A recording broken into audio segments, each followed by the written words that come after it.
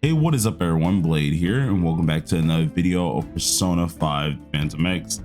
Today's video, guys, we're going to be going ahead and going over Haru's best gear set, seeing that this was something some people ended up asking in my Discord. So if you guys just did this, we should sit back, relax, and enjoy the video. And as always, hit that like button, hit that subscribe button.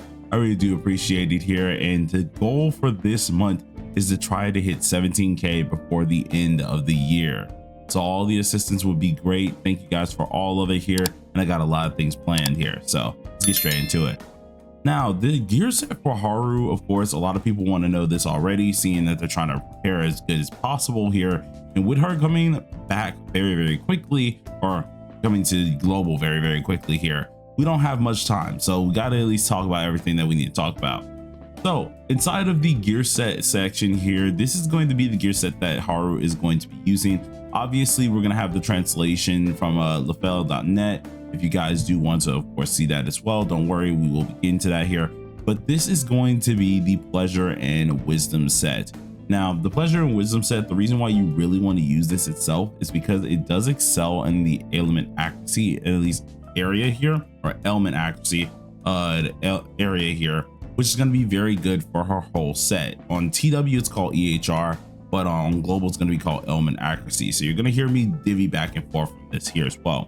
But by using this set, you're also getting a bonus of your attack, as well as dealing more side damage overall. So it's really, really helpful. But at least by showing this here, we got to, of course, show you guys how the translation does look here. So if you guys just pay attention real quick, you're going to see the screen change to Lafel. And this one is going to be where you find all your information on your gear set. Now, I will, of course, obviously show you guys what I'm running on my Haru here, because I do have her a little bit different from how they have her. And that's mainly just because when it does come down to what you have, like A1s and stuff, you are able to change out certain cards and make them a little bit better, or make them work a little bit better. So of course we will be going over that.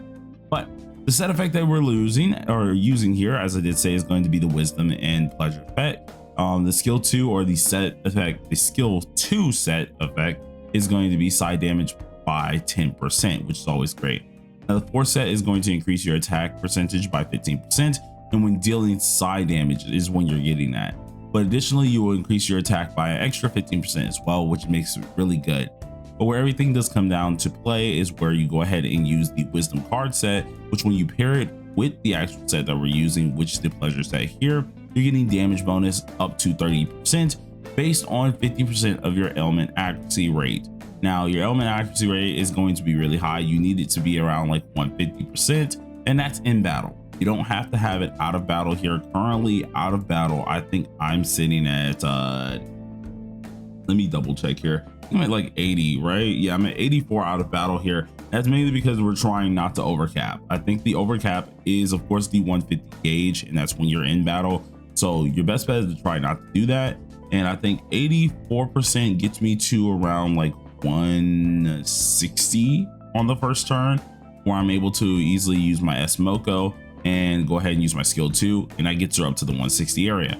Obviously, if you do not have S-Moko, you're going to have different plans here, and that's where you're going to need to leverage out your EHR or your element accuracy a little bit better there. But with A1 and also having my what's it called, my Tomoko, who is A0, she's able to actually go ahead and hit the 160 if you're around like 80% EHR or element accuracy here.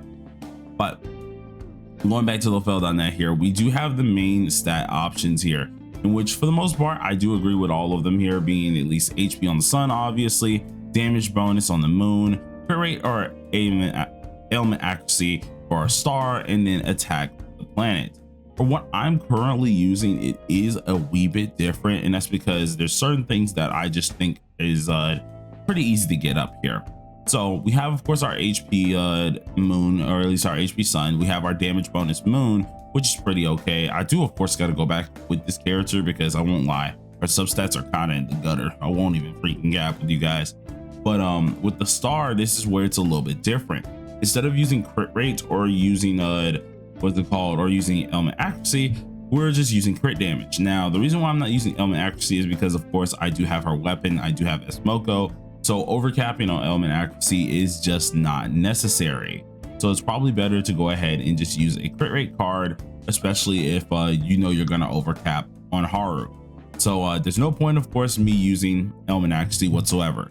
Now, when it comes down to crit rate, the reason why I'm not doing that is due to us having the what's it called? I think it's the A1, because the A1 itself, if we take a good look back at this here, we are getting some crit rate from the A1 itself. So this is Broken Rococo Dress here. After a new enemy appears, automatically we're using our first skill. Now this is gonna happen to start a turn, but for every enemy with sight, we are increasing our attack percentage, which goes up to 24%. And once we use our gun attack, we're getting crit rate by 6% up to 18%. So what I decided to do was I tried to focus more on the crit rate side for just like substats. And it actually has worked out pretty darn well for me, where I just use my crit rate that I'm getting from my substat. I'm using my crit rate that I'm getting from my obvious, my navies. So like if you have A1 Futaba, that's like 15% crit rate right there. If you have like different other characters such as Dionysus, who's boosting your crit rate as well, there's just gonna start to be a reason that you kind of leverage out. Because let's say we get the 15% obviously, or get part of that, that adds to my 22% that I have. If I'm then going ahead and I get a little bit more and I add on to like the Dionysus buff, okay, that's a little bit more than I'm getting. That's about like at least 30% that I can end up adding up right there, which is going to be very helpful. So I've managed to put everything inside of my crit damage, which is at 256%, and I left my crit rate at 22%. She crits very, very often, so you don't have to worry about that. She's actually hard hitting as well.